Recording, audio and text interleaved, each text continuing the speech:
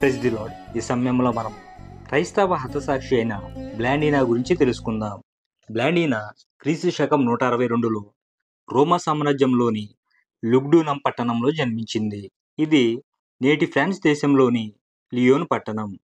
ఈమె తల్లిదండ్రుల గురించి మరియు బాల్యం గురించి ఏ విధమైన సమాచారం లభించలేదు. బానిస బాలిక అని మాత్రమే తెలియచున్నది. ఈమె యజమానులు యేసుక్రీస్తు వారిని సొంత రక్షకునిగా అంగీకరించారు. బ్లాండీనా తన యజమానుల ద్వారా క్రీస్తులోనికి వచ్చింది. నాడు రోమా సామ్రాజ్యాన్ని మార్కస్ ఔరేలిస్ పరిపాలించేవాడు. ఇతడు క్రైస్తవుల పట్ల బహుక్రూరంగా ప్రవర్తించాడు.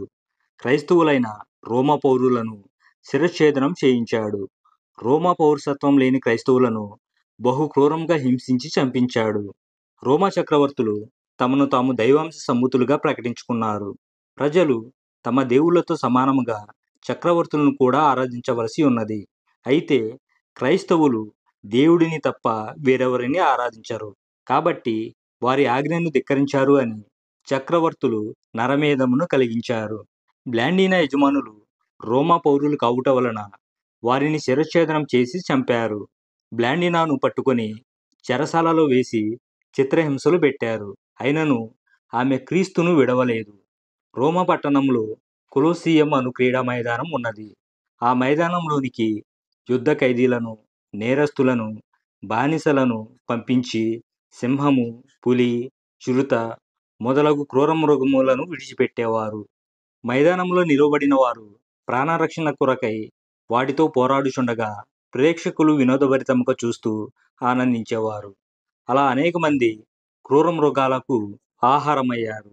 తదుపరి కాలంలో క్రైస్తవులను కూడా ఆ క్రీడా మైదానంలో నిలువబెట్టి క్రూర మృగాలకు విడిచిపెట్టడం ప్రారంభించారు. క్రూర మృగాలు క్రైస్తవులపై పడి వారిని చీల్చి చంపుచుండగా రోమా చక్రవర్తులు, ప్రజలు కేకలు వేయిచూ ఆనందించేవారు. ఈ విధముగా అనేక మంది క్రీస్తు కొరకు హతసాక్షులయ్యారు. 15 సంవత్సరాల బ్లాండీనాను కొలోసియం క్రీడా మైదానంలో శిలువ ఆకారంలోని కొయ్యకు కట్టి ఆకలితో ఉన్న సింహాలను విడిచిపెట్టారు. ఆమె ఏమాత్రం భయపడక దేవునికి ప్రార్థిస్తుండట వలన సింహములలో ఏదియు ఆమెను ముట్టలేదు. కనుక ఆమెను మరలా చెరసాలలో బంధించారు. మరుసటి దినమున ఆమెను మైదానంలోనికి తీసుకుని వచ్చి కాలుచున్న లోహపు కుర్చీ మీద దిగంబరిగా కూర్చోబెట్టారు. తన శరీరము కాలి చర్మము ముద్దలు ముద్దలుగా ఊడినను తన విశ్వాసాన్ని వీడలేదు. సైనికులు ముండ్ల కొరడాలతో ఆమె వీపుపై కుట్టారు. మాంసపు తునకలు ఎగిరిపడుతున్న, రక్తం ధారగా కారుతున్న ఆమె క్రీస్తును విడిచిపెట్టలేదు.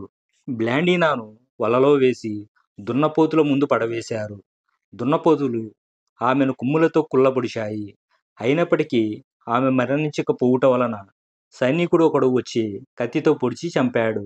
ప్రేక్షకులు ఆమె ఏ క్షణాన దేవుణ్ణి దూషిస్తుందో, క్రైస్తవ్యాన్ని వీడుతుందో అని ఉత్కంఠభరితంగా ఎదురు చూశారు.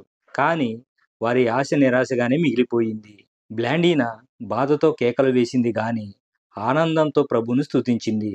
ఆమె మరణమును చూసిన ప్రేక్షకులు పైశాచిక ఆనందంతో గృహాలకు వెళ్ళారు. కానీ బ్లాండీనా పరమగృహానికి చేరి దేవుని యందు నిత్యానందమును పొందుకుంటుంది. హతసాక్షిగా నిలిచి క్రైస్తవులలో తనకంటూ ప్రత్యేక స్థానాన్ని సంపాదించుకుంది. ఆమేన్.